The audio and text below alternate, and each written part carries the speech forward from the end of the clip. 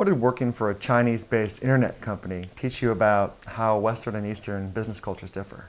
Working for a Chinese company, that was my first travel to Asia. It was my first exposure to the Asian culture, really. Not the Asian American culture, but really, the culture in Asia. I started my career actually landing at a giant conference in Hong Kong. So I was kind of thrown in quickly. I was in a booth, running a trade show or participating in a trade show, and it was just very interesting. There's a lot of differences culturally. There's a lot of differences in the way of management style, and the way that people respond to what I thought was the management style is actually quite different.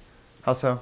Chinese companies are very top down, and I think that this Hong Kong company wasn't as top down, but I could notice that people maybe are less vocal around management than they would be.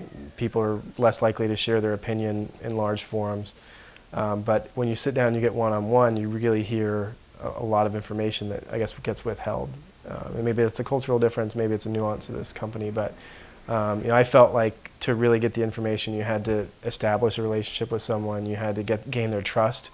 Gaining their respect is very important. Yeah, as a product manager, how do you establish trust? How do you gain respect? This is the challenge for any Western person who's doing business with Asia, or as a manager within an Asian company, is that you're going to come in and be perceived as the person who's coming in, unless you're living there from outside. And so I think it's especially important then to get to know who you're working with, get to know what they care about, what they're good about, and then you can have the business conversation. And this is just kind of one of those rules of engagement that I wasn't aware of, which is you can't just sit down and get to the facts. You need to sit down and really understand, have small talk, understand who it is you're talking to, and then you can get to the heart of the matter. But if you don't do that, then the wall goes up and you really get closed out. And I made that mistake, and I paid the price for that, and I think a lot of people do. And until someone finally clued me in that you can't just have a conference call and start into, let's talk about this, and that. You need to open people up, and you need to sort of establish that bond.